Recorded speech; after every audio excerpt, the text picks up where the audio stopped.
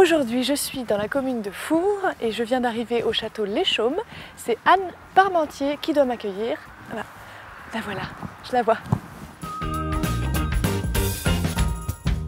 Anne, merci beaucoup de m'accueillir ici chez vous au château Les Chaumes. Je suis très heureuse de vous recevoir et je vous souhaite la bienvenue. Alors Anne, racontez-moi, est-ce que vous avez toujours été vigneronne? J'ai été œnologue au départ.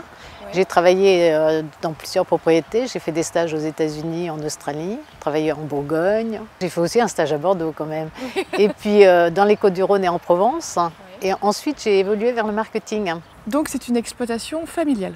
Tout à fait. Mon père l'a acheté en 65 en rentrant d'Algérie. Et il l'a exploité jusqu'en 90. Et à la retraite, il a passé la main à mon frère Pierre.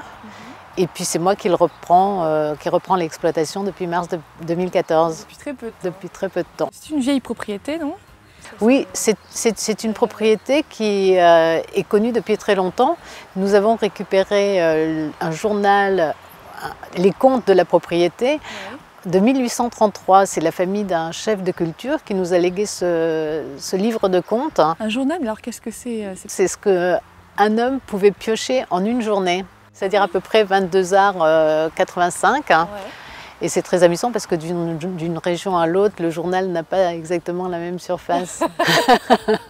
Vous avez déjà apporté votre touche personnelle, vous avez fait évoluer cette exploitation? Oui, parce que j'ai mis en place une activité de no-tourisme avec une exposition de vieux outils de tonnellerie qui permet de retracer les différentes étapes de la fabrication d'une barrique.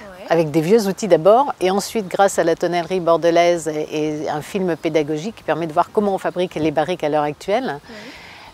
Et puis je vais mettre en place des dégustations, puisque je suis œnologue et que j'ai animé des dégustations à l'Académie du vin à Paris. Donc j'ai beaucoup d'idées de dégustation, dégustation verticale, initiation à la dégustation. Dégustation verticale, qu'est-ce que c'est ça? Eh bien, on goûte plusieurs millésimes d'un même vin, d'une même propriété ou d'un même vin, ce qui permet de voir l'évolution au cours du temps.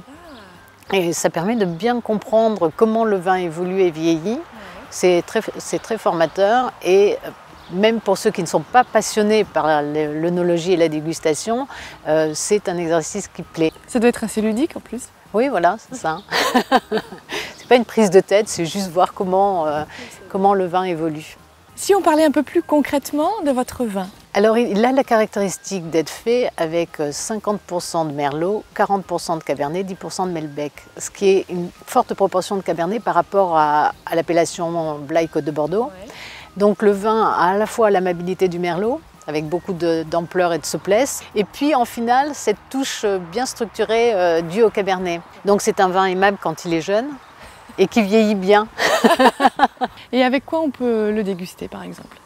Alors on peut le déguster avec des pâtés, des terrines, des viandes rôties, des petits gibiers, par exemple des petites cailles avec une touche de piment d'Espelette, des fromages à pâte sèche comme le comté, des choses un peu relevées. Les dames. Oui, des choses un peu relevées.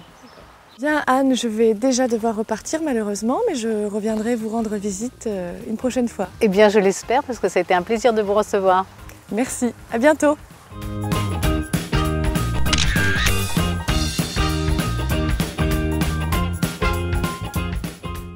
C'est pas évident d'écrire comme en 1833, surtout que j'ai pas de plume.